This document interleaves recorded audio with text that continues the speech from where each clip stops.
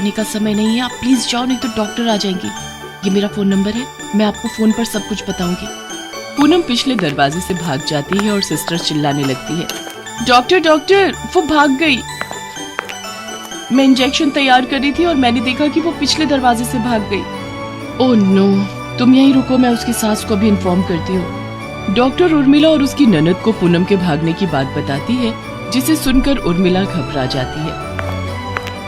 बहू भागकर कहाँ गई होगी ननद जी, हमें उसे ढूंढना होगा, नहीं तो अनिरुद्ध आकर हमसे 100 सवाल करेगा। पूनम का मोबाइल फोन उर्मिला ने बहाने से घर पर ही रखवा दिया था। पूनम के पास मोबाइल फोन नहीं था।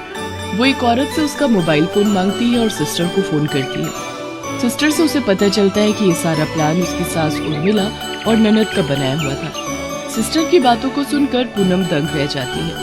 वो बहुत डरी और सहमी हुई थी, वो घर नहीं जा सकती थी। पूनम अनिरुद्ध के मोबाइल पर फोन करती है, पर अनिरुद्ध का मोबाइल फोन स्विच ऑफ आ रहा था। अब क्या करूं? अनिरुद्ध का मोबाइल तो स्विच ऑफ आ रहा है। हे माता रानी मेरी मदद करो, हे दुर्गा मैया मैं कहाँ जाऊं? तभी पूनम को मंदिर की घंटियों की आवाज आती है। पूनम देखती है, वहाँ से कुछ ही दूरी पर दुर्गा माँ का मंदिर है। पूनम रोती बिलखती माता रानी के मंदिर तक पहुँचती है और मंदिर में जाकर माँ दुर्गा के चरणों में बैठ जाती है। तभी मंदिर के पुजारी जी वहाँ आते हैं। पूनम रोती हुई उन्हें सारी बात बताती है। तुम चिंता मत करो बेटी, तुम माँ दुर्गा की शरण में आई हो, और जो कोई भी भक्त माँ दुर्गा की शरण में आता है, माँ दुर्गा उसकी रक्षा अवश्य करती है। तुम तो माँ दुर्गा की सच्ची भक्त हो, उनसे प्रार्थना करो, वो तुम्हारी रक्षा अवश्य करेंगी। और जब तक तुम्हारे पति वापस नहीं लौट आते, तुम इस मंदिर में ही रहो। यहाँ तुम्हें किसी से कोई डर नहीं। धन्यवाद पुजारी बाबा। जय माँ दुर्गा, आपकी सदा जय हो माता रानी। अगले दिन अनिरुद्ध का फोन लग जाता है और पूनम अनिरुद्ध को सारी बात बताती है। अनिरुद्ध वापस लौटकर सीधा मंदिर जाता है। पूनम अनिरुद्ध को देखकर रो पड़ती है। दोनों माँ दुर्गा को नमस्कार करते हैं। अनिरुद्ध पुजारी बाबा को भी धन्यवाद कहता है और पूनम को लेकर घर आता है। पूनम चलो जल्दी से अपना सामान पैक कर लो, अब हम यहाँ नहीं रहेंगे। मुझे माफ कर दो बेटा, मुझसे बहुत बड़ी गलती हुई है। मैं ननद जी के बहकावे में आ गई थी। ऐसे घर छोड़कर मत जाओ, मैं अकेली तुम दोनों के बिना नहीं रह सकती। नहीं माँ, जिस घर में मेरी पत्नी और मेरा आने वाला बच्चा सुरक्षित नहीं, उस घर में मैं नहीं रुक सकता। अनिरुद्ध पूनम को लेकर दूसरे घर में रहने के लिए चला जाता है। पूनम और अनिरुद्ध सिस्टर की मदद से उस लेडी डॉक्टर को पुलिस के हवाले कर देते हैं। कुछ महीनों बाद पूनम एक बहुत ही प्यारी सी बेटी को जन्म देती है। पूनम की बेटी माता रानी के आशीर्वाद से हुई थी, इसीलिए वो माँ दुर्गा के नाम का जागरण करती है, जिसमें उर्मिला भी शामिल होती है। पूनम बहू, आज माँ दुर्गा के सामने मैं तुमसे माफी मांगती हूँ। मुझे क्षमा कर दो बहू, मुझे और सजा मत दो। मैं पहले ही तुम दोनों से बिछड़कर बहुत सजा भुगत रही हूँ।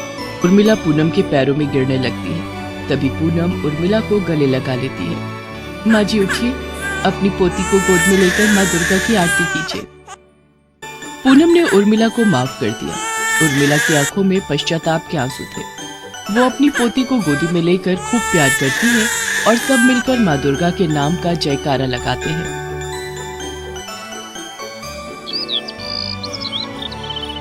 गौरी अभी तुलसी माँ की पूजा करके रसोई घर में गई ही थी कि सास कमला ने आवाज लगाई, अरे गौरी बहू, चाय लाने में और कितनी देर लगेगी? रोजाना 1-1 घंटा तो तू पूजा में लगा देती है।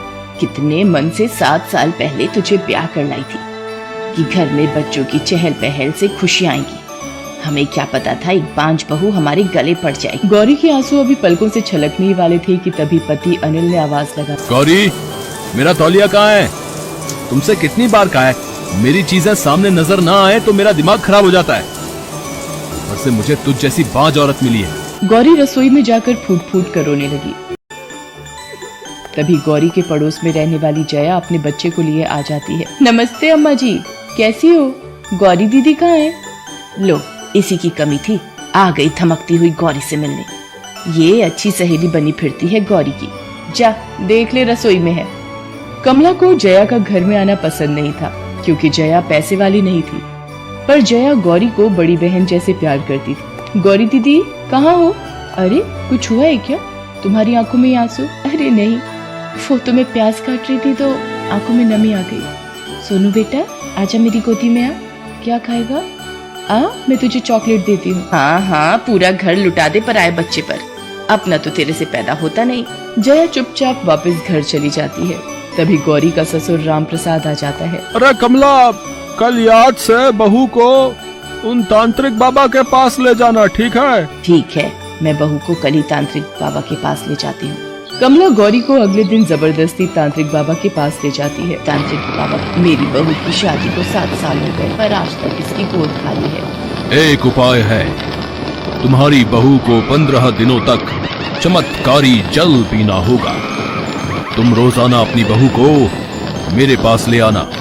एक दिन कमला को कुछ काम आ गया, इसलिए उसने गौरी को अकेले ही भेज दिया। क्या हुआ, आज तुम अकेली आई हो? माता जी साथ नहीं आई? जी वो आज माँ जी को कुछ काम था। अच्छा अच्छा, कोई बात नहीं, आओ घर के भीतर चलते हैं। डरो नहीं, आज तुम्हें जल को आकाश के नीचे नहीं पीना बल्कि बंद दीवारों में पीना है।